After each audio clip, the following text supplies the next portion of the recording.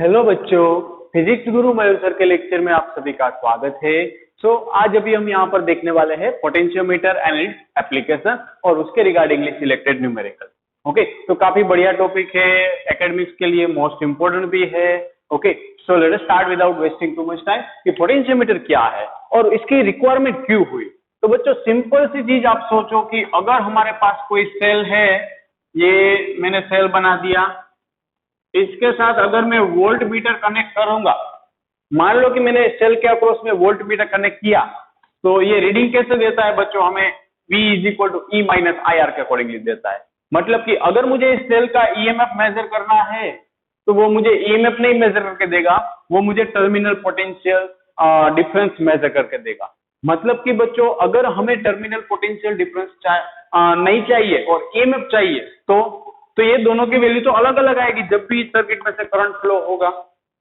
सो volt meter हमें EMF major करके नहीं देता है। इसका मतलब कि अगर मैं वोल्ट मीटर को EMF मेजर करने के लिए यूज करूं तो इस सर्किट में करंट कितना होना चाहिए, 0 होना चाहिए। तो जब भी इस सर्किट में 0 करंट होगा तब ये आप जो टर्मिनल पोटेंशियल डिफरेंस है वो किसके जितना होगा, E जितना होगा। सो बच्चों हम यहाँ पर क्या बोल सकते हैं कि अगर वोल्ट मीटर का यूज EMF मेजर करने के लिए करना है तो उसका रेजिस्टेंस इनफाइनाइट होना चाहिए। अब आप बोलोगे कि सर ऐसा क्यों, क्योंकि अगर इसमें इनफाइनाइट रेजिस्टेंस हुआ तो इसमें करंट फ्लो कितना होने वाला है, 0 होने वाला है। लेकिन आप सभी जानते हो कि एक्चुअली प्रैक्टिकली ये पॉसिबल नहीं है कि हम इनफाइनाइट रेजिस्टेंस वाला वोल्ट मीटर डिजाइन कर पाए। ओके, तो इसका सॉल्यूशन क्या है, इसका सॉल्यूशन है पोटेंशियोमीटर। ओके, सो पोटेंशियोमीटर क्या है, potentiometer is a device used to measure EMF and potential difference of the given set. Okay, EMF भी मेजर करता है और पोटेंशियल डिफरेंस भी मेजर करता है। So it's a device. Okay,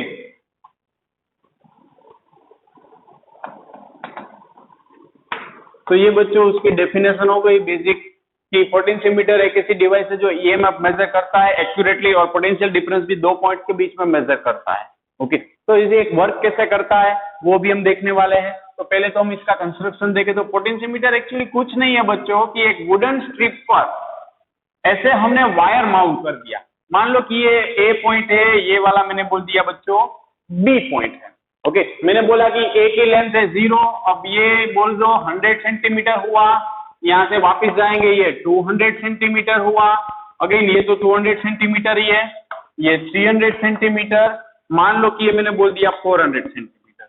अगर आप अभी ये सोच रहे हो कि सर इसकी लेंथ 400 ही क्यों रखी, क्यों 200 नहीं रखी, 300 नहीं रखी, तो उसका जवाब के लिए थोड़ा वेट करना पड़ेगा। ओके, अभी आपके दिमाग में अगर आ रहा है ओके, इसकी length around in between 4 to 10 metre के अक्रॉस कुछ भी हो सकती है, 10 मीटर से भी ज्यादा ले सकते हैं, लेकिन वो फिर उसके बाद में कॉम्प्लिकेटेड बन जाता है। ओके, सो इसके लिए इसके रिगार्डिंग एक एडवांटेज क्या है कि आप सभी लोग प्रैक्टिकल भी इसी का परफॉर्म करने वाले हो। इसके रिगार्डिंगली 2 प्रैक्टिकल्स है आपके लिस्ट में, तो वो भी आप परफॉर्म करने वाले हो, मतलब ये टॉपिक आप प्रैक्टिकली भी समझने वाले हो। ओके, सो ये आपके लिए एक अच्छी बात है। तो इस पोटेंशियोमीटर ये क्या है, पोटेंशियोमीटर वायर है। क्या है बच्चों, पोटेंशियोमीटर वायर है। अब इसमें मैं यहाँ पर मान लो कि मैंने कोई EMF कोई सेल कनेक्ट कर दिया, ये मैंने बोल दिया कि ये की है और ये मैंने बोल दिया कि ये रियोस्टेट। ओके, तो ये फाइनली रियोस्टेट को B पॉइंट के साथ कनेक्ट कर दिया। सो इसका प्रिंसिपल क्या है वो भी हमें डिस्कस करना है। तो देखो पोटेंशियोमीटर वायर में current through out cross section same रहने वाला है। ये जो वायर होता है उसका क्रॉस सेक्शन यूनिफॉर्म होगा अगर मैं A to B जा रहा हूं तो, मतलब कि यहाँ पर अगर उसका डायमीटर 0.25 mm है तो यहाँ पर भी उसका 0.25 होगा, यहाँ पर भी 0.25 होगा और इसमें करंट यूनिफॉर्मली फ्लो होगा। सो पोटेंशियोमीटर वायर की कैरेक्टरिस्टिक्स क्या होनी चाहिए, it should have a high resistivity, okay, और लो टेम्परेचर डिपेंडेंस। इसकी रेजिस्टिविटी हाई होनी चाहिए और टेम्परेचर डिपेंडेंस लो होना चाहिए। तो इसके लिए हम कॉन्स्टेंटन और मैंगनीज वायर यूज कर सकते हैं। कौन से wire, constantan and we can also use manganese. Okay, तो इसके वायर के लिए कौन सा मटेरियल यूज होता है, एकेडमिक में क्वेश्चन हो सकता है, कोई नहीं है, खाली छोटा रिमेम्बरिंग क्वेश्चन में है। तो इसमें कॉन्स्टेंट और मैंगनीज वायर यूज करते हैं। लेकिन आपका इंटरेस्ट मुझे मालूम है कि आपको यहाँ पर इंटरेस्ट है एक्सटर्नल रेजिस्टेंस फाइंड इसका वर्किंग फाइंड करने में। तो ये पोटेंशियोमीटर का वर्किंग क्या है कि मान लो कि मैंने यहाँ पर इसको रेजिस्टेंस बॉक्स के साथ कनेक्ट कर दिया और उसको गैल्वेनोमीटर के साथ कनेक्ट कर दिया, फिर मैं चल पड़ा बैलेंसिंग लेंथ फाइंड करना। तो जैसे जैसे जैसे जैसे जैसे जैसे जैसे हम आगे बढ़ेंगे कि मान लो कि ये लेंथ L है बच्चों, तो इसमें पोटेंशियल डिफरेंस कैसे वेरी होता है? तो सिंपली आप एक चीज जानते हो, that is what V is equal to IR। ये आप चीज बहुत अच्छी तरीके से जानते हो, Ohm's law. Okay, so I R मतलब बच्चों हम लिख सकते हैं rho L by A, where rho is what resistivity of a given conducting wire. L तो आपको मालूम है लेंथ, कि कौन सी लेंथ के लिए हम पोटेंशियल डिफरेंस मेजर करना चाहते हैं। एरिया ऑफ क्रॉस सेक्शन, जैसे कि मैंने बोला कि कांस्टेंट रहने वाला है, करंट भी कांस्टेंट रहने वाला है, रेजिस्टिविटी कांस्टेंट ऑलरेडी होगी। सो V इज इक्वल टू, बच्चों ध्यान से इसको ऑब्जर्व करो, तो मैं ऐसे लिख सकता हूं, तो I constant, rho constant, A constant, मतलब मैं इसको ऐसे लिख सकता हूं V is proportional to L। मतलब कि potential difference, potential drop across the length of a potentiometer wire. ये पोटेंशियोमीटर वायर के अक्रॉस पोटेंशियल ड्रॉप किसके प्रोपोर्शनल में है? लेंथ के प्रोपोर्शनल में। Okay, be careful, potential V stands for potential difference और potential drop, not only potential. अगर मैं आपको बोलूं कि यहां पर A पॉइंट पर पोटेंशियल 10 वोल्ट है बच्चों, B पॉइंट पर पोटेंशियल 0 वोल्ट, तो जैसे जैसे मैं आगे बढ़ता जाऊंगा पोटेंशियल कम होता जाएगा। मान लो कि मैं C पॉइंट पर आया, यहां पर पोटेंशियल है 4 वोल्ट, तो ये लेंथ कितनी है बच्चों? मैंने बोल दिया 140 लेंथ है। तो और आगे गया मैं यहां पर D पॉइंट पर, तो यहां पर पोटेंशियल मैंने बोला 2 वोल्ट। तो आप जरा सोचो कि अगर मैं बोलूंगा आपको कि potential difference between A and C that is 10 - 4 that is 6 volt. अगर मैं आपको बोल रहा हूं potential difference between A and D, so that is 10 - 2 that is 8 volt. So you can see कि potential drop across the given wire is directly proportional to length. जैसे जैसे length बढ़ेगी पोटेंशियल डिफरेंस बढ़ता जाएगा, लेकिन इसका मतलब कतई ये नहीं होगा कि जैसे जैसे हम आगे बढ़ेंगे पोटेंशियल बढ़ता जाएगा। बी केयरफुल, पोटेंशियल डिफरेंस बढ़ता जाएगा। ओके, कि जैसे जैसे जैसे जैसे हम आगे बढ़ रहे हैं पोटेंशियल डिफरेंस बढ़ रहा है, पोटेंशियल नहीं बढ़ रहा है।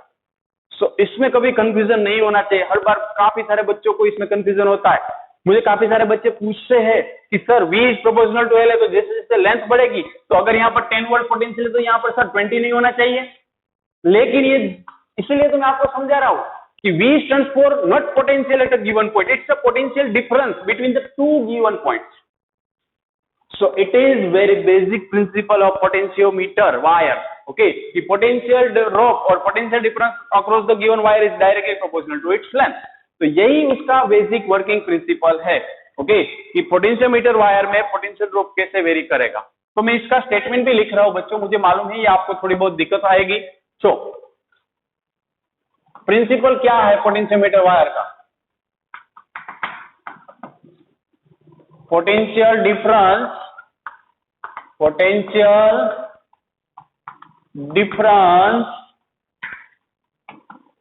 across a given potentiometer wire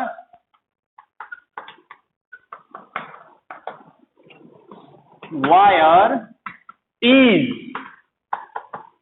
directly proportional to, ये किसके प्रोपोर्शनल में होगा?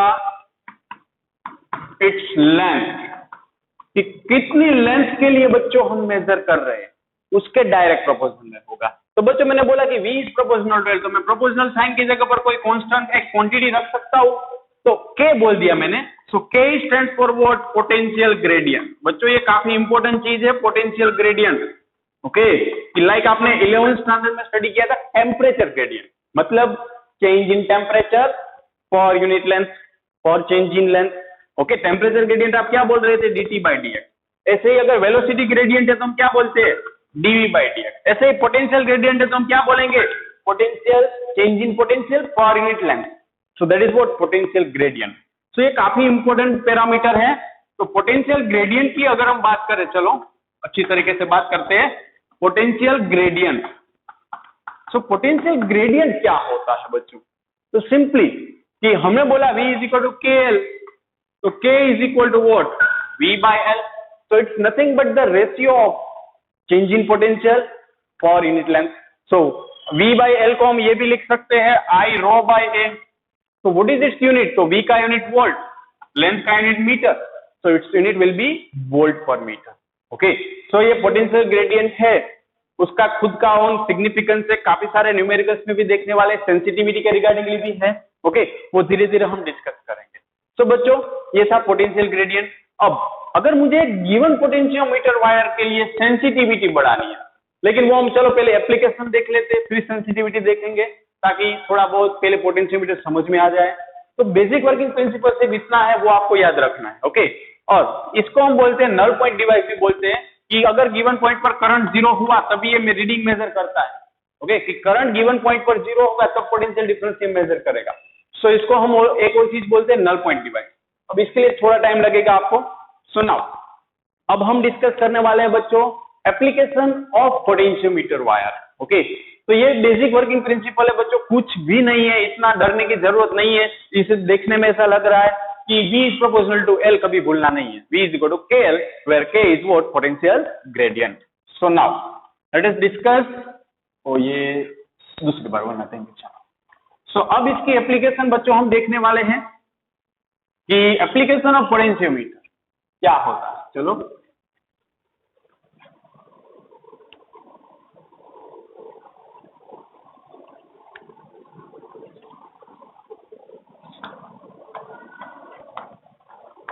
Application of potentiometer. तो पोटेंशियोमीटर की एप्लीकेशन कौन कौन सी है? तो इसकी काफी सारी एप्लीकेशन है, लेकिन अभी हम सिर्फ 2 एप्लीकेशन डिस्कस करेंगे। ओके, वरना तो इसकी अनगिनत एप्लीकेशन है, लेकिन अभी हम बात करें तो पहली एप्लीकेशन है यहाँ पर कि to compare the EMF of the two cells. Okay, to compare the EMF of given two primary cells। okay, given cells, कि given cells का EMF अगर हमें कंपेयर करना है तो हम पोटेंशियोमीटर की हेल्प से कर सकते हैं। सो कैसे, वही डिस्कस करते हैं। चलो, कि मान लो कि ये मेरा पोटेंशियोमीटर वायर का ए पॉइंट अभी यहां पर बना देता हूं। चलो, पोटेंशियोमीटर वायर अभी हम 4 मीटर का कंसीडर करें तो ये पोटेंशियोमीटर वायर बना दिया। एक चीज फिक्स है कि डायग्राम में ये फिक्स रहने वाला है, इसके साथ जो बैटरियां कनेक्ट की वो भी फिक्स रहने वाली है, उसके साथ की कनेक्ट कर रहे हैं वो भी फिक्स रहेगी, और उसके साथ रियोस्टेट, इतनी चीज यहाँ पर फिक्स रहने वाली है। तो डायग्राम में अब आपको जरूरी है क्या कि अगर अब हमें ईएमएफ कंपेयर करना है, तो ये प्राइमरी सर्किट हो गई। अब ईएमएफ कंपेयर करना है तो मैं इसी पोटेंशियोमीटर के साथ क्या करूंगा बच्चों, कि लाइक ये पहला सेल रख दिया E1, ये दूसरा सेल लगा दिया बच्चों E2, इसके साथ की अटैच कर दी, इसके साथ भी कर दी, इसको मैंने बोल दिया K1, इसको बोल दिया K2, और ये की K, और ये EMF सप्लाइड E, और इसको अब कनेक्ट कर दिया मैंने रेजिस्टेंस बॉक्स के साथ, और उस रेजिस्टेंस बॉक्स को कनेक्ट किया गैल्वेनोमीटर के साथ। ओके, तो बच्चों गैल्वेनोमीटर के साथ रेजिस्टेंस बॉक्स क्यों लगाते हैं? ये प्रैक्टिकल क्वेश्चन है, प्रैक्टिकल वाइवा में ज्यादातर पूछा जाता है। तो आप देख सकते हो गैल्वेनोमीटर के साथ मैंने रेजिस्टेंस बॉक्स सीरीज में लगाया। उसका पर्पस क्या है कि गिवन गैल्वेनोमीटर को प्रोटेक्ट करने के लिए।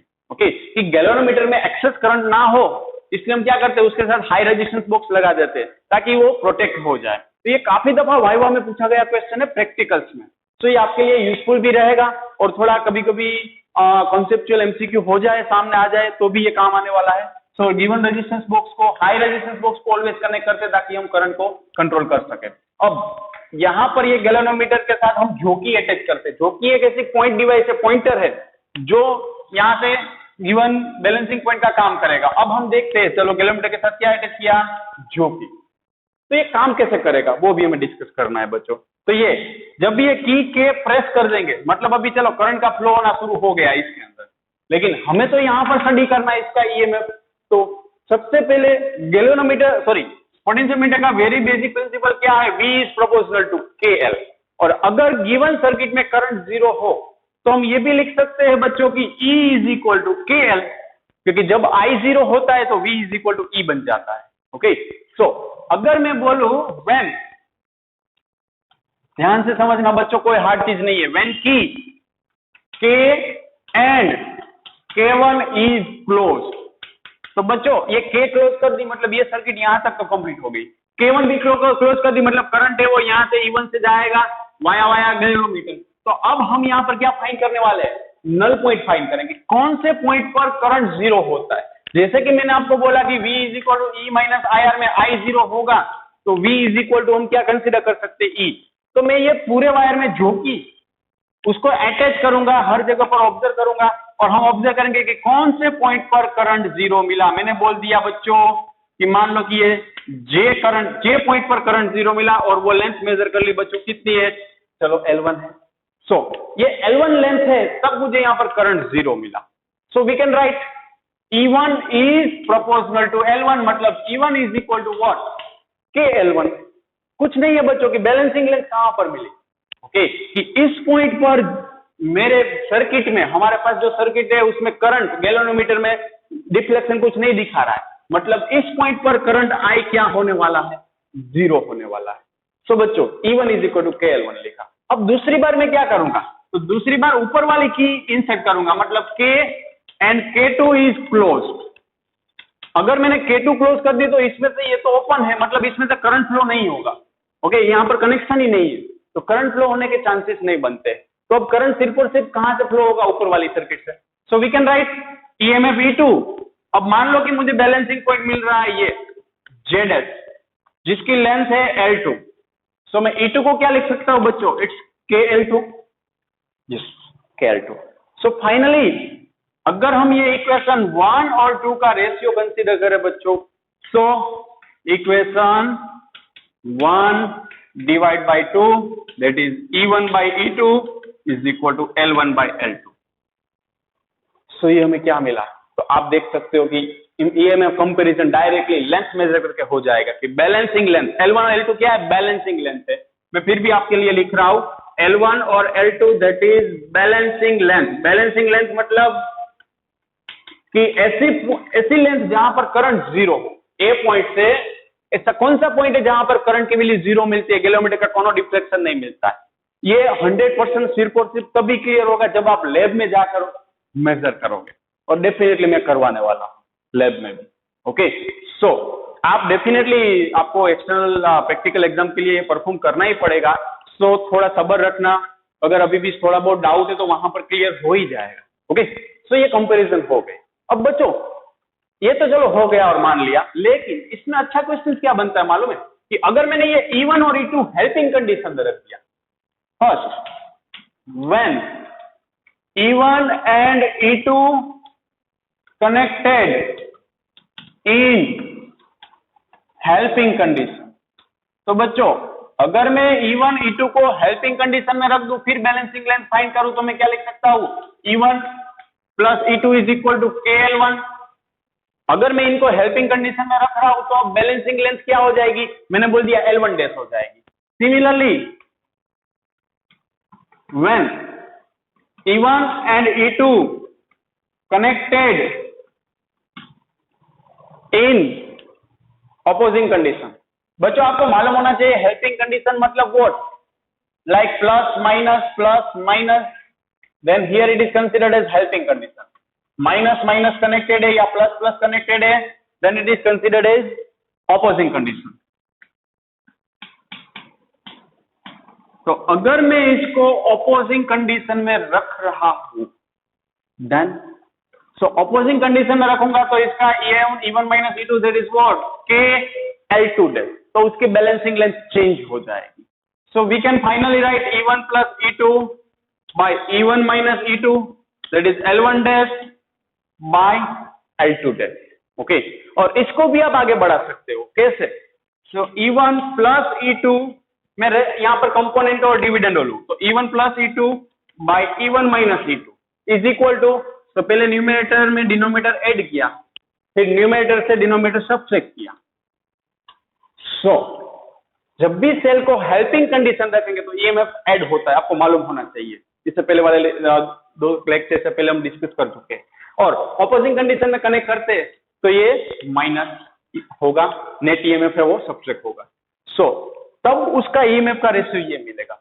ओके तो ये चीज आपको यहाँ पर ध्यान में रखनी है, ये एकेडमिक के लिए नहीं है, ओके, फिर भी आपको मालूम होना चाहिए। So it's all. सो ये था बच्चों कि कंपैरिजन हम कैसे कर सकते हैं गिवन सेल की, ओके। तो आई होप इसमें कोई डाउट्स नहीं होगा। सबसे बेसिक चीज यही है कि V is proportional to L, इतना याद रख लो, पोटेंशियोमीटर का basic working principle, okay. So ये हो जाएगा वहां से।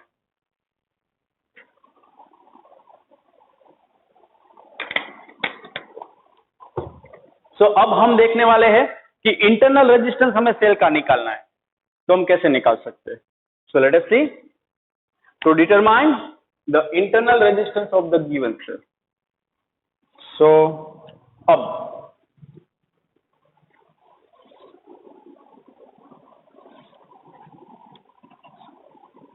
डायग्राम नियरली इससे मिलता जुलता ही होगा, लेकिन थोड़ा सा मॉडिफिकेशन करना पड़ेगा।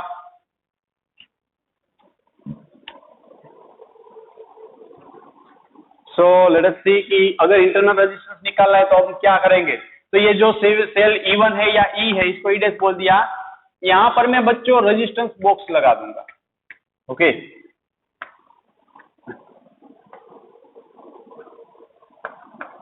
यहां पर की अटैच कर दी K1, इसके साथ की अटैच करने की जरूरत नहीं है। ये इसका इंटरनल रेजिस्टेंस मान लो R है, ये EMF E है। तो बच्चों आपको ये मालूम है कि ये EMF अगर E है तो इसका इंटरनल रेजिस्टेंस यहाँ पर आएगा। अब हम क्या करने वाले हैं कि रेजिस्टेंस बॉक्स को इससे पैरेलल रख रहे हैं, ओके। तो अब इस केस में इंटरनल रेजिस्टेंस निकालना है। तो देखो ये की K1 है, उसको अगेन क्या किया कि रेजिस्टेंस बॉक्स के साथ कनेक्ट किया, फिर गैल्वेनोमीटर कनेक्ट किया। फिर अगेन हम दो चीजें ऑब्जर्व करेंगे, क्या कि अगर मैं की K1 इंसर्ट नहीं करूं तो अगर मैं की K1 इंसर्ट नहीं करूंगा तो ये रेजिस्टेंस बॉक्स का होना या नहीं होना दोनों बराबर हो जाएंगे। मतलब इसमें से कोनो करंट ही फ्लो नहीं होने वाला है, तो उसका पोटेंशियल भी कुछ होने वाला नहीं है। सो इंटरनल रेजिस्टेंस पहले तो लिख लेता हूं, to determine the internal resistance, most important question है बच्चों, 5 star question of a given primary cell, okay. तो इंटरनल रेजिस्टेंस के लिए हम क्या करेंगे, तो पहले तो when key K1 is open, अगर ये ओपन है एंड K इज क्लोज्ड, अगर ये K क्लोज कर दी मैंने, मतलब ये बैटरी में से करंट फ्लो होना शुरू हो गया, और K1 को ओपन ही रखा, मतलब रेजिस्टेंस बॉक्स अभी सर्किट का हिस्सा नहीं है। तो इस केस में मान लो कि मुझे बैलेंसिंग लेंथ यहां पर मिल रही है बच्चों J पॉइंट पर, और वो बोल दिया मैंने कितना है L1। तो उस वक्त में क्या बोल सकता हूं बच्चों, EMF E is equal to KL1। Again same कि उसका जो अब होगा वो सिर्फ हमें क्या मिलेगा, EMF मिलेगा। बैलेंसिंग पॉइंट है तो I0, so EMF E is equal to KL1। But अब ये जरूरी चीज है कि when key K1 is closed, K तो क्लोज ही है, चलो लिख देता हूं वरना आपको कंफ्यूजन होगा कि K तो ऑलरेडी क्लोज ही है। क्लोज मतलब ये कनेक्शन हो गया, ओके। सो K1 को क्लोज करूंगा मतलब रेजिस्टेंस बॉक्स इंट्रोड्यूस हो गया। तब हम क्या करते कि ये रेजिस्टेंस बॉक्स में 2 ओम होता है, 5 ओम होता है, 10 ओम होता है, उसको हम निकालते हैं। अब कौन से रेजिस्टेंस की वैल्यू के लिए मुझे यहाँ पर नल पॉइंट मिल रहा है वो फिर से हम ऑब्जर्व करते हैं। मान लो कि ये ZS मुझे मिला कितनी लेंथ पर, L2 लेंथ पर, ओके। अब मुझे बैलेंसिंग पॉइंट मिला L2 लेंथ पर, लेकिन अब ये EMF होगा नहीं, क्या को, क्योंकि अब रेजिस्टेंस बॉक्स यहां पर है, मतलब कि अब टर्मिनल पोटेंशियल डिफरेंस मिलेगा V। यही चीज आपको समझनी है कि अब मैं क्या लिखूंगा, V is equal to KL2। आपको डेफिनेटली डाउट होगा कि मैंने अब E क्यों नहीं लिखा, क्योंकि अगर यहाँ पर रेजिस्टेंस बॉक्स इंट्रोड्यूस है, उसमें से कुछ रेजिस्टेंस हम निकाल रहे हैं, तो अब हमें क्या मिलने वाला है, जो भी नल पॉइंट मिलेगा, बैलेंसिंग पॉइंट मिलेगा, वो टर्मिनल पोटेंशियल डिफरेंस V देगा। कई को अभी भी आप डाउट कर रहे हो सी कि रेजिस्टेंस बॉक्स में से कुछ निकाल रहे हो, मतलब ये पूरा हिस्सा हो गया। आप थोड़ा सा दिमाग लगाओ, अगर ये ऐसे आपके पास सर्किट होती, EMF E, internal resistance, external resistance, तो उस हालत में आप V इज इक्वल टू क्या करते, करंट अगर फ्लो होता गिवन सर्किट में तो V is equal to E minus I R। तो अब अगर यहां पर I करंट फ्लो हो रहा है तो रेजिस्टेंस R भी है, मतलब अब हमें क्या मिलने वाला है, EMF E मिलने, टर्मिनल पोटेंशियल डिफरेंस V मिलेगा। सो मैं इसमें लिख सकता हूँ V is equal to KL2। तो इसको मैंने बोल दिया इक्वेशन 1, इसको बोल दिया इक्वेशन नंबर 2। हमारा टारगेट है इंटरनल रेजिस्टेंस फाइंड करना। सो बच्चों मैं इसको कैसे लिख सकता हूँ कि इक्वेशन 1 डिवाइड बाई 2। चलो सो इसको मैं डिवाइड करूं तो E by V is equal to L1 by L2। Okay, now E को हम क्या लिख सकते हैं? It's nothing but I R plus R। E को हम क्या लिख सकते हैं? ये सर्किट काफी दफा सामने आ गई और आपने काफी दफा अप्लाई किया हुआ है। E is equal to I R plus R। याद नहीं आ रहा है तो ये फॉर्मूला याद करो ना, V is equal to E minus I R, E is equal to V plus I R, V is equal to capital I R. अब मना मत करना, अब तो आप सोच रहे हो कि आ गया, बोलो बोलो। So it's I R plus R। So divide by V that is I capital R is equal to L1 by L2। So finally बच्चों अब मैं निकाल रहा हूं ये I तो चल बसा। So it's R plus R by capital R is equal to L1 by L2। हमें क्या फाइंड करना है? Internal resistance small r। So इसको मैं दोनों को दे दूं तो 1 plus small r by capital R is equal to L1 by L2। So finally बच्चों small r by capital R L1 by L2 minus 1। So we can write L1 minus L2 by L2 it's small r by capital R. So now it's our final destination. That is L1 minus L2 by L2 into capital R. R को small r का subject बना दिया। So एक और चीज, जब भी numerical में ये सामने आए ना, आपको हर बार कंफ्यूजन क्या होता है कि सर लेंथ L1 L2 में अगर एक 10 सेंटीमीटर दिया है, दूसरा 12 दिया है, तो हम कौन सी कंसीडर करें? तो एक 99.99% लगने ही वाला है। फिर भी आप ऑलवेज जो बड़ी लेंथ है ना उसको L1 बोल दो, जो बड़ी लेंथ है, लार्ज लेंथ है, उसको L1 बोल दो, जो स्मॉल लेंथ है उसको L2 बोल दो। क्योंकि जब भी ये रेजिस्टेंस इंट्रोड्यूस करोगे तो इसकी बैलेंसिंग लेंथ है वो definitely towards the higher potential A point का साइड खिसकेगी। ओके, सो ये सिर्फ एक ट्रिक है और लॉजिक है और कुछ नहीं है। ओके, सो ये ऐसी चीजें बुक्स में नहीं मिलती है, लेकिन आपको ऐसे करना है अगर कंफ्यूजन हो कि L1 और L2 में से किसको आइडेंटिफाई कर। दूसरा छोटा सा लॉजिक है कि अगर L2 बड़ा होगा तो इंटरनल नेगेटिव आएगा, जो पॉसिबल नहीं है। ओके, सो ऐसे ऐसे अपनी साइड से सोचना शुरू कर दो तो ये इजी लगने लगेगा। तो बच्चों ये हमने फाइंड किया इंटरनल रेजिस्टेंस। 5 स्टार क्वेश्चन है एकेडमिक के लिए। ओके, सो इंटरनल रेजिस्टेंस आपको यहाँ से मिल जाएगा बच्चों आराम से। अब एक और टॉपिक है जो डिस्कस करते हैं, सेंसिटिविटी ऑफ पोटेंशियोमीटर। यस, काफी ट्रिकी क्वेश्चंस वहां से निकलते हैं, तो उसके लिए मुझे अभी सिर्फ इतना ही चाहिए कि सेंसिटिविटी ऑफ पोटेंशियोमीटर कैसे हम फाइंड कर सकते हैं। तो ये आपके सामने पोटेंशियोमीटर तो अवेलेबल ही है।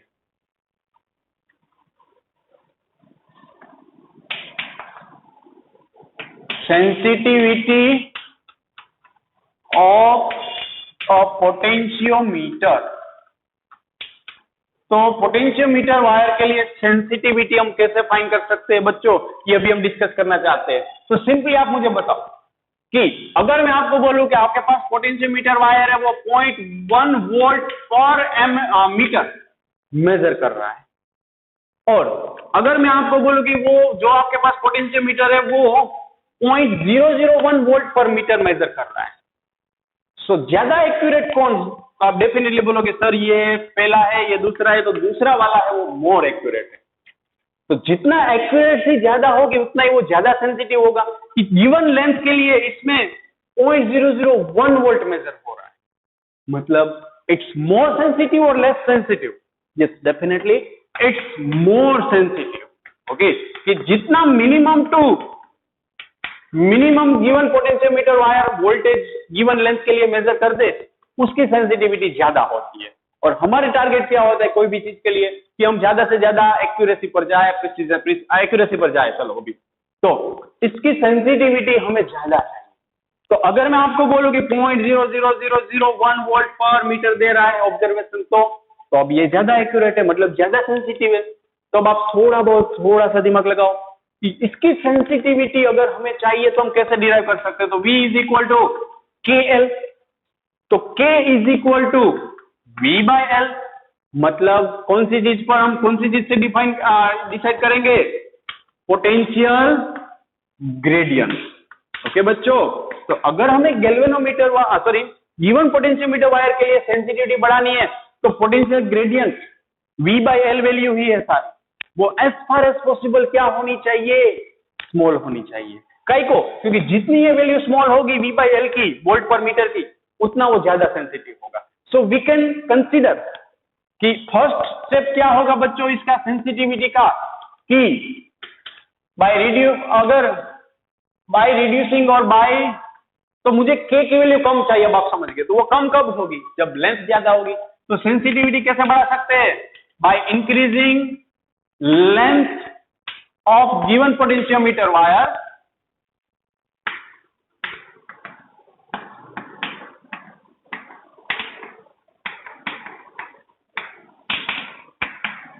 we can increase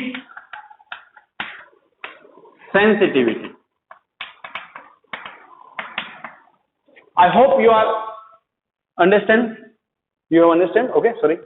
तो सेंसिटिविटी अगर हमें बढ़ानी है, मतलब कि इसकी लेंथ बढ़ाएंगे। लेंथ बढ़ाने से क्या फायदा होगा कि K की वैल्यू पोटेंशियल ग्रेडियंट कम हो जाएगा, मतलब V/L की वैल्यू कम आएगी। हमें यही चाहिए। तो जब भी भूल जाओ तो दिमाग में ये एग्जांपल सोचो। दूसरी चीज कि लेंथ अगर मैं आपको बोलूं 5 मीटर वाला है, 8 मीटर वाला है, तो कौन सा ज्यादा सेंसिटिव होगा, डेफिनेटली 8 मीटर वाला। ओके, सो लेंथ बढ़ाएंगे तो सेंसिटिविटी बढ़ेगी। चलो ये एक तरीका है। दूसरा तरीका क्या है, तो बच्चों V = IR, I = ρL/A × R, ऐसा कुछ हमने डिस्कस किया। सो हम ये भी बोल सकते हैं कि I को अगर मैं सब्जेक्ट बनाऊंगा तो V/R, ऐसा कुछ है।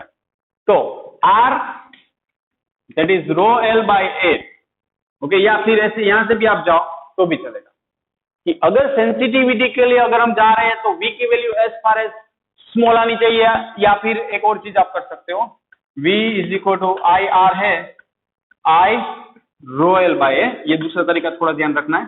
सो I = V/L, I ρ/A, कुछ नहीं कर रहा हूं बच्चों, मैं सिर्फ V/L मतलब K को ला रहा हूं। ये फॉर्मूला हमने ऑलरेडी डिराइव कर दिया है। सो इट्स व्हाट K, हमें K क्या चाहिए, जस्ट थिंक, मुझे K की वैल्यू क्या चाहिए, small, as far as small. Okay, इसका मतलब अब मैं करंट को क्या कर सकता हूँ, रेजिस्टिविटी कांस्टेंट रहने वाली है, एरिया कांस्टेंट रहने वाला है, मतलब करंट की वैल्यू में बढ़ा सकता हूँ, कम कर सकता हूँ। कहां से, ये रेजिस्टेंस की वैल्यू निकालता है। ये तो किलोमीटर को प्रोटेक्ट करने के लिए, मतलब यहां से हम वैल्यू निकाल कर गिवन सर्किट में से करंट की वैल्यू कम करनी पड़ेगी। मतलब हम बोल सकते हैं कि करंट अगर डिक्रीज हुआ तो V/L डिक्रीज होगा, क्योंकि I is proportional to V/L। So by reducing the current,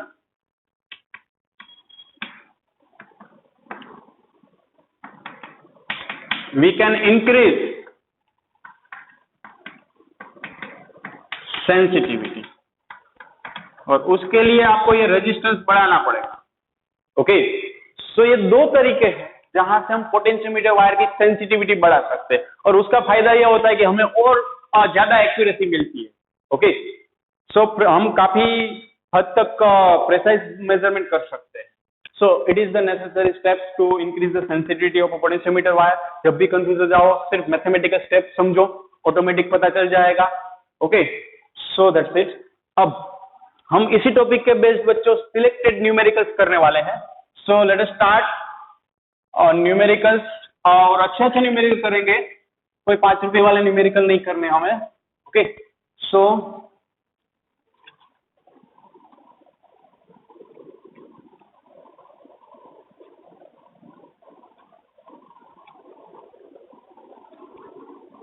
wait 1 minute.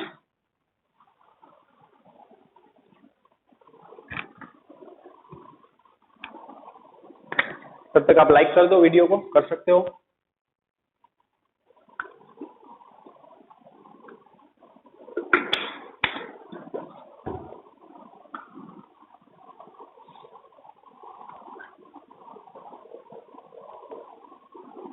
So let us start with the first question, कि हमें एक डायग्राम दिया हुआ है, वो हमें यूज करना है। So question 1, in the figure given a long potentiometer wire AB having a constant potential gradient along its length. तो चलो पहले बच्चों डायग्राम बना लेते हैं ताकि थोड़ा बहुत प्रॉपर हो जाए, clear. AB long potentiometer wire है, ऐसा जरूरी कि हर बार ऐसे देंगे। चलो ये E1, ये E2, तब बैलेंसिंग लेंथ उन्होंने बोल दी है 120 सेंटीमीटर। और जब ये, तो अब आपको मालूम होना चाहिए कि कौन सी हेल्पिंग कंडीशन है, कौन सी ऑपोजिंग कंडीशन है। ओके, ये 300 सेंटीमीटर है। ये सिर्फ आपका कॉन्सेप्ट प्रॉपर्ली क्लियर हो इसलिए ऐसा कर रहे हैं। नाउ ये एक्सटर्नल बैटरी है और ये रियोस्टेट। ओके, नाउ ये बी के साथ कनेक्ट कर दो। So what we want to find कि null point for the two primary cells of EMF E1 E2 connected in manner shown are obtained at 120 centimeter and 300 centimeter from the end A। end A से null point ऐसे major करके दे रहे हैं। so what is the ratio of E1 by E2 and position of null point for E1, और इसकी sensitivity कैसे बढ़ा सकते हैं वो भी हमें देखना है।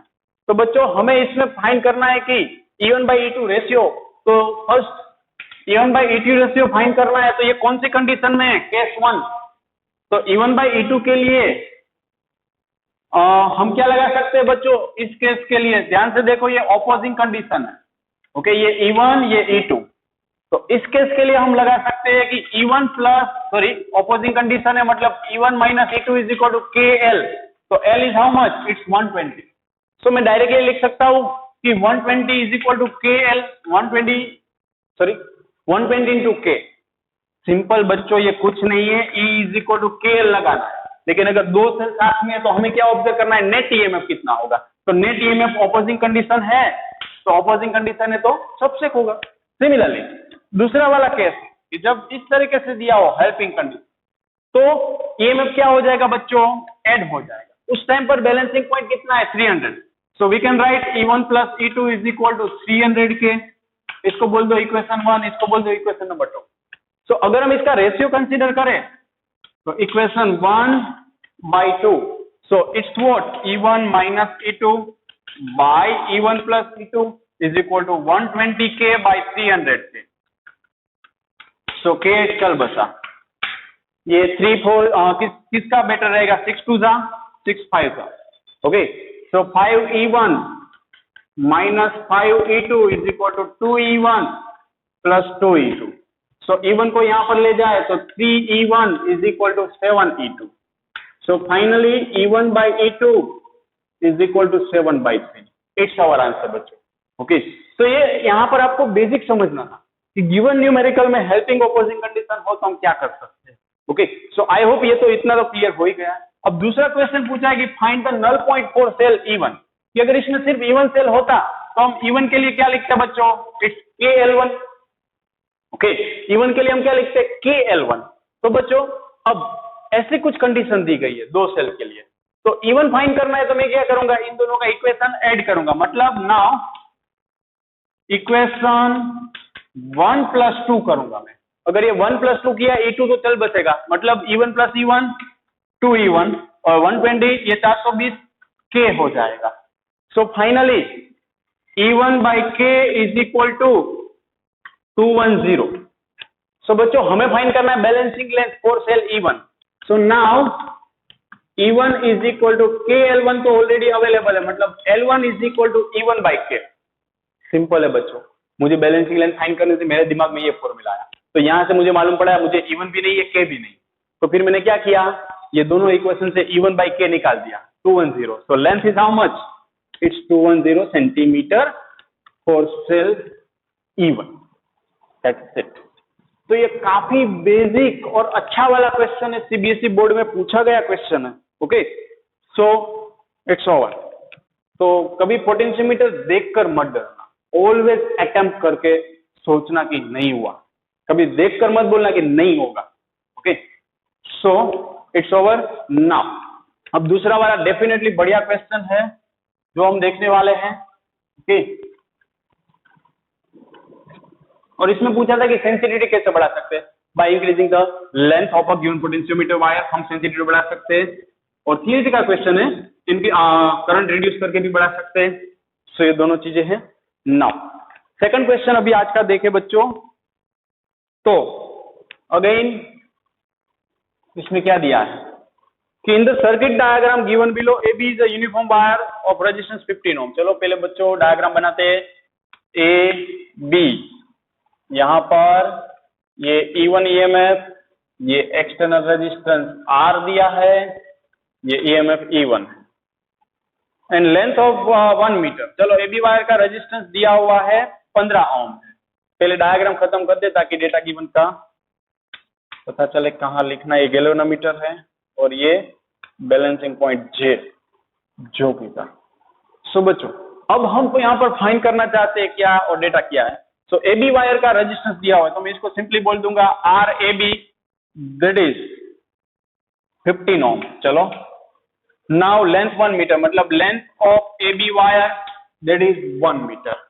Now it is connected to a series arrangement of cell E1 of EMF 2 volt, मतलब E1 का EMF दिया हुआ है बच्चों 2 वोल्ट है, and negligible internal resistance and external resistance capital R। So terminal A is also connected to an electrochemical cell E2 of EMF। तो E2 का EMF दिया हुआ है 75 millivolt, okay, and the galvanometer G in this setup balancing point is obtained at 30 centimeter, मतलब ये length हमें बच्चों दी गई है 30 centimetre. Now calculate the resistance R, हमें ये रेजिस्टेंस R कैलकुलेट करना है। If E2 were to have an EMF of 300 millivolt, where will you expect to the balancing point? मतलब जब E2 ये 300 millivolt कर दे तब बैलेंसिंग पॉइंट कहाँ होगा। तो दो क्वेश्चन पूछे बच्चों हमें कि फर्स्ट वन कि एक्सटर्नल रेजिस्टेंस R की वैल्यू क्या है, और दूसरा पूछा है कि जब E2 300 millivolt हो तब बैलेंसिंग लेंथ L2 कहाँ पर मिलेगी।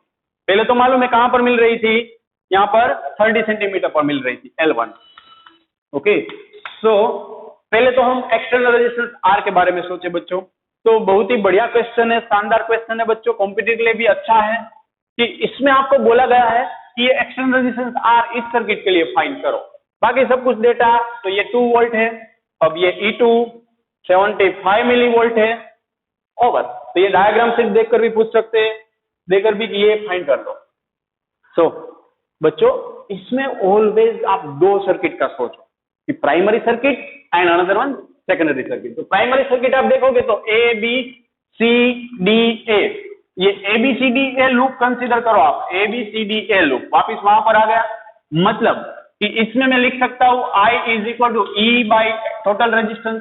तो देखो E by R plus AB wire का भी खुद का कुछ रेजिस्टेंस है, सो मैंने रख दिया net EMF by net resistance.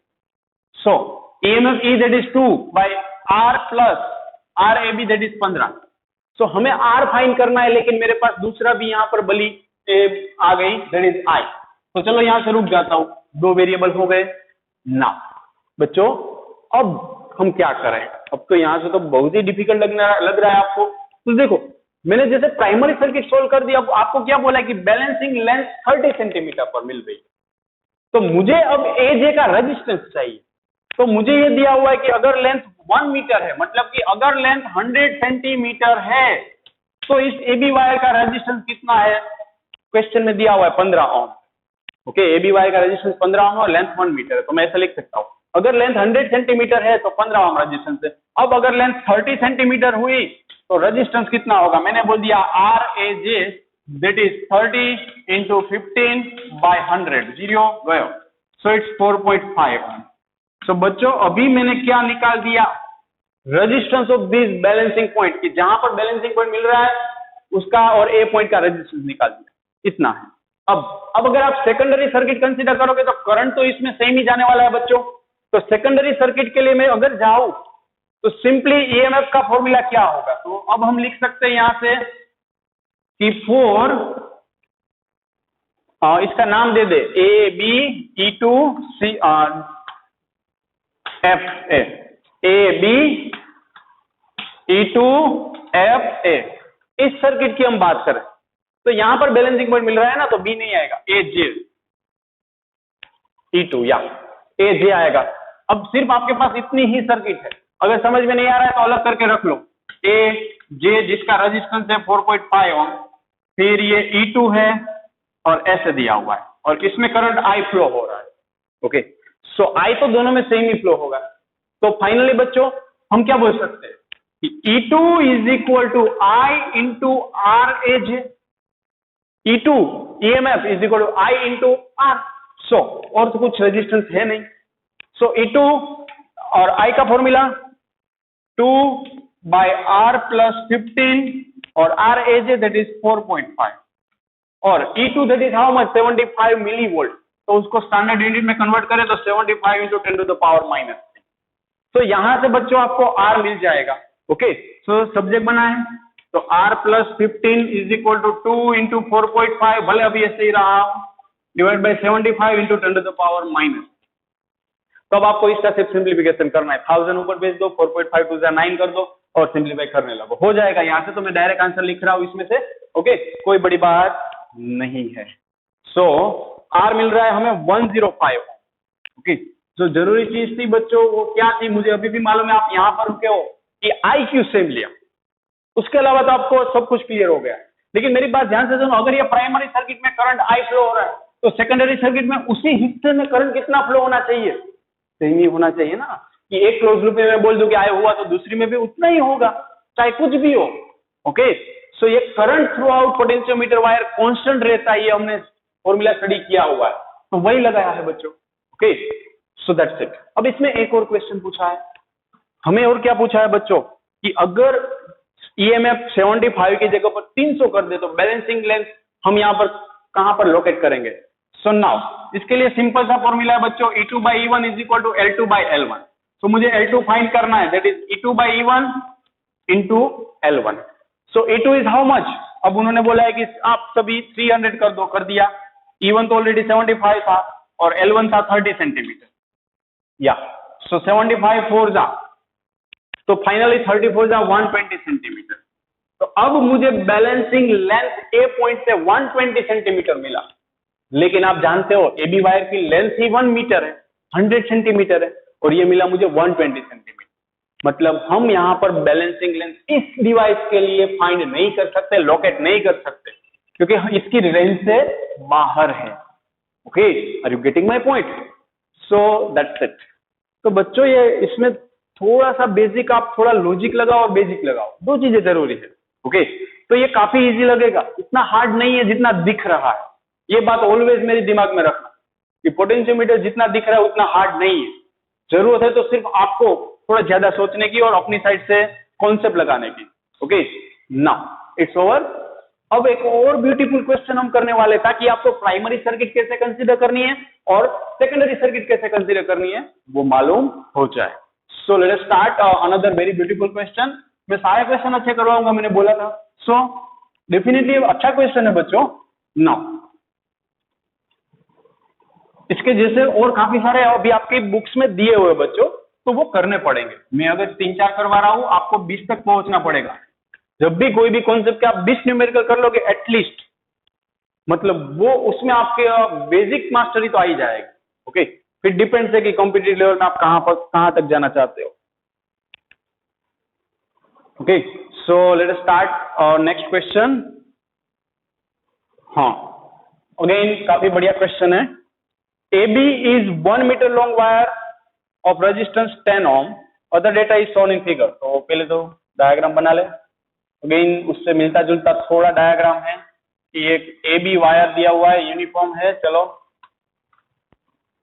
ऊपर 2 वोल्ट की बैटरी, और ये अब इस बार रेजिस्टेंस दिया हुआ है 15 ओम। ये EMF 2 वोल्ट। करंट की डायरेक्शन भी वो लोगों ने दे दी है। चलो ना, अगेन यहाँ पर ये 1.5 वोल्ट की बैटरी रख दी, इसके साथ 0.3 ओम रेजिस्टेंस लगा दिया। ये रेजिस्टेंस 1.2 ओम और ये 1.5 वोल्ट बैटरी यहाँ से ऐसे जा रहा है, और ये एक गैल्वेनोमीटर, और ये बैलेंसिंग पॉइंट O बोल दिया यहाँ पर। ये रेजिस्टिव वायर है, उसको आप सिंपली स्ट्रेट लाइन भी बता सकते हो, लेकिन अभी आपको मालूम पड़े कि रेजिस्टिव वायर इसलिए ऐसे दिखाया है। पूरा स्ट्रेट लाइन दिखा तो कोई दिक्कत नहीं है। So AB is 1 metre long, मतलब हमें यह दिया हुआ है कि length AB that is 1 metre, resistance of AB wire that is 10 ohm, uniform wire दिया हुआ है। So what we want to find, let us see. और कुछ बाकी है बच्चों? नहीं बाकी है। So potential gradient along AB, हमें ए बी के अक्रॉस बच्चों पोटेंशियल ग्रेडियंट फाइंड करना है, मतलब potential per unit length. Okay, सो दूसरी चीज क्या पूछी है बच्चों? तो दूसरी चीज है length A O when galvanometer shows no deflection. A O length भी फाइंड करनी है। तो चलो पहले हम पोटेंशियल ग्रेडियंट का डिस्कशन करें कि मुझे अगर पोटेंशियल ग्रेडियंट फाइंड करना है तो सिंपली ए बी के अक्रॉस करना है। तो मुझे यहाँ पर क्या मालूम होना चाहिए, इसमें कितना करंट फ्लो हो रहा है, कई को, क्योंकि मुझे ए बी वायर का रेजिस्टेंस दिया हुआ है 10 ओम है, मतलब सिर्फ करंट फाइंड करना है। अगेन आपको ये जो भी झमेला दिख रहा है ना, उसको थोड़ा अपनी साइड से सर्किट कंसीडर करो कि लाइक ये एक सर्किट बन गई A B C D A. Similarly यहाँ पर ए ओ जी ई एफ आई के ऐसे कुछ नाम दे तो कोई बात नहीं। सो अभी मैं कौन सी सर्किट कंसीडर कर रहा हूं? A B C D A. तो इस प्राइमरी सर्किट के लिए अगर आप जा रहे हो तो ईएमएफ सप्लाई 2 वोल्ट, ये 15 ओम रेजिस्टेंस, ये वाला एबी का रेजिस्टेंस 10 ओम दिया हुआ है। सो वी कैन राइट कि I is equal to E by R plus R A B. Same concept लगाना है, I is equal to E by R plus R. Okay, देखकर कभी नहीं डरना है पोटेंशियोमीटर को, मैं ये बोल रहा हूं। So E is how much? It's 2 volt. Total extra R that is 15 और ये एबी का 10। सो I आपको कितना मिला? 2 बाय 15 प्लस 10 25। इसका बेटर क्या होता है मालूम है? ऊपर नीचे 4 के साथ मल्टीप्लाई कर। So it's how much? 4 to the 8, सो 0.08 या ऐसा रखो तो भी कोई दिक्कत नहीं है। चलो सही है दोनों आंसर, लेकिन मैं ऐसे ही रखूंगा क्योंकि मुझे I फाइंड नहीं करना है, वरना मैं एंड तक सिंप्लीफाई करता। Okay, so it's 2 by 25। मुझे फाइंड करना है पोटेंशियल ग्रेडियंट अलोंग एबी। तो सबसे पहले मैं इसका पोटेंशियल फाइंड कर लूं, V A B that is I R A B. इस सर्किट में कितना करंट फ्लो हो रहा है? आई। सो आई मेरे पास है 2 बाय 25 और resistance R A B that is how much? It's 10। Okay, so 10 to the 20। तो यहां से अगर हम देखें तो अगेन मल्टीप्लाई तो करना ही पड़ा finally. 25 4 the 100, 4 to the 8, so it's 0.8 volt. तो ये मुझे पोटेंशियल मिला। हमें फाइंड करना है potential gradient. So we can write potential gradient, potential gradient A B का that is K A B that is B A B by length L A B. और K A B नहीं लिखो तो भी वो तो सेम ही रहता है। सो 0.8 by length of AB wire 1. So we can write 0.8 volt per meter. So बच्चों it's our required answer कि ये हमें मिला potential gradient along AB wire. Okay, काफी बेसिक चीज थी बच्चों जो अभी हमने डिस्कस की। अब दूसरा एक और क्वेश्चन पूछा है कि लेंथ AO फाइंड करनी है। कब फाइंड करनी है? जब गैल्वेनोमीटर का डिफ्लेक्शन कुछ भी ना हो। ओके, जब भी ये गैल्वेनोमीटर कुछ भी डिफ्लेक्शन ना दिखाए मतलब ये बैलेंसिंग पॉइंट हुआ, तब लेंथ एओ फाइंड करनी है। सो लेट अस सी, ये बहुत ही बढ़िया क्वेश्चन है, दूसरा वाला है वो कि एओ की लेंथ मेरे को फाइंड करनी है कब? जब गैल्वेनोमीटर का डिफ्लेक्शन ना हो। तो अब ये दूसरी सर्किट देखो, ये सेकेंडरी सर्किट कौन सी? तो एफ आई के ई बोला है तो ई बोल दो, ए कुछ भी नाम दे दो। तो ये सर्किट आपको सेकेंडरी सर्किट दिखनी चाहिए। तो इसके लिए करंट फाइंड करूंगा सबसे पहले।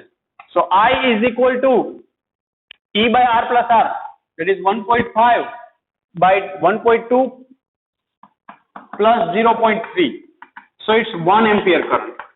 अब आप सोच रहे हो कि मैंने इस सर्किट में करंट काय को फाइंड किया? बच्चों आई डैश बोल दो। अब मैंने इस सर्किट में करंट काय को फाइंड किया? बच्चों आप ये देखोगे अगर इसके साथ AO है वो पैरेलल में है, ये F और G पॉइंट के साथ AO पैरेलल में है, F और G के साथ IK पैरेलल है। अगर गिवन ब्रांच के साथ ऊपर वाली ब्रांच भी पैरेलल, नीचे वाली ब्रांच भी पैरेलल, तो मैं क्या करूंगा बच्चों? मुझे अगर ये लेंथ फाइंड करनी है तो मैं सबसे पहले यहां पर पोटेंशियल आराम से फाइंड कर सकता हूं। ध्यान से देखो, KI के बीच में अगर करंट I डैश फाइंड कर लिया तो पोटेंशियल मिल जाएगा? यस, मिल जाएगा। So potential across KI that is I into R, that is I dash into R, so that is 1 ampere into R 0.3। so ये मुझे पोटेंशियल मिला 0.3 वोल्ट KI के across. क्यों ऐसा किया मैंने? अभी भी आप कंफ्यूज हो तो F और G या E के बीच में, ये 2 पॉइंट के बीच में, ये भी पैरेलल इसके साथ होगा, ये भी पैरेलल होगा। इसको आप अलग थलग मत समझना। ओके, ये उसकी दाईं आंख है तो ये उसकी बाईं आंख है, ये दायां हाथ है तो उसका बायां हाथ है, अलग थलग नहीं कंसीडर कर सकते, दोनों में उतनी एनर्जी जाने वाली है। ओके, तो यहां पर अगर पोटेंशियल इस ब्रांच में 0.3 वोल्ट है तो ऊपर वाला ए पॉइंट्स में भी कितना होगा? 0.3 volt. So we can write potential across AO is equal to potential across KI। So चलो बच्चों, एक चीज अच्छी हुई, दैट इज 0.3 वोल्ट पोटेंशियल मिल गया। अब अगर ये गिवन एबी वायर के लिए पोटेंशियल ग्रेडियंट 0.8 था, तो इतनी लेंथ के लिए भी क्या रहने वाला है? 0.8। Potential gradient through out wire constant रहता है, चाहे मैं 1 मीटर लेंथ कंसीडर करूं, 50 सेंटीमीटर कंसीडर करूं, ये थ्रू आउट कांस्टेंट रहेगा। तो मैं लिख सकता हूं potential gradient K that is VAO by length LAO। Potential gradient through out wire constant रहता है, जैसे रेजिस्टिविटी गिवन मटेरियल के लिए कांस्टेंट रहती है, वैसे ही ये throughout wire cross section constant रहता है। सो पोटेंशियल अब लेंथ LAO फाइंड करनी है, that is VAO that is 0.3 by K 0.8, so it's 3/8। अब ऐसा यूनिट है, देख लेते हैं, ये वोल्ट पर मीटर मिला था या, और ये भी वोल्ट है, so it's metre. So LAO ऐसा मिला कुछ हमें, तो 3/8 का कर लो डिवीजन, हो जाएगा यहां से बच्चों, आराम से हो जाएगा। Okay, so it's our answer. कि सेंटीमीटर में अगर आपको दिखाना है तो मल्टीप्लाई क्या करोगे? 12.5 करूंगा मैं तो नीचे 100 आ जाएगा। और देखो मैं क्या कर रहा हूं, क्यों कर रहा हूं आप सोचना, ऑलवेज डिनोमिनेटर को 100 बनाओ, कि 12 8 96.85 मतलब 4, तो ये 100 डिनोमिनेटर में बन गया। तो सिर्फ अब हमें मल्टीप्लीकेशन का सोचना है। सो 12 3 36, 5 3 15, सो इट्स 37.5। बच्चों आप अपने तरीके से कर सकते हो, ये अपन का तरीका है। सो ये अब LAO डायरेक्टली हो जाएगा। ओके, और डायरेक्टली ये करना है तो ये 1 मिनट सेंटीमीटर है ना, 100 कर दो, और कुछ जरूरत नहीं है, वो तो मैंने अभी मीटर में किया था, अब हो जाएगा। ओके, सो ये 12.5 किया, अब ये सेंटीमीटर में हुआ, 100 मल्टीप्लाई किया। तो दूसरा तरीका था वो, उसमें आंसर मीटर में मिलता, अब ये सही है। So it's 37.5 length. बच्चों ये न्यूमेरिकल आपको मिनिमम 3 to 4 टाइम्स करना पड़ेगा। और सबसे जरूरी चीज क्या है कि जब भी ऐसी कॉम्प्लिकेटेड सर्किट आए आपके सामने, प्राइमरी सर्किट, सेकेंडरी सर्किट, ऐसा सोचना शुरू कर दो। ओके, ये प्राइमरी तो ये बन गई, चलो सेकेंडरी ये बन गई। अब इसका अगर सेकेंडरी के ऊपर भी कोई ब्रांच है, नीचे भी ब्रांच है, तो उन दोनों ब्रांच में पोटेंशियल सेम होगा, जितना F पॉइंट और ये G पॉइंट में है उतना ही, इसके अक्रॉस है उतना नहीं, be careful. So that's it. So बच्चों ये अभी हमने देखा यहाँ पर पोटेंशियोमीटर के सिलेक्टेड न्यूमेरिकल्स। अब आपको क्या करना है, मैंने बोला कि इसके जैसे ढूंढ कर काफी सारे न्यूमेरिकल की प्रैक्टिस करनी है। ओके, सो आज यहाँ तक रुकते हैं। Okay, thank you.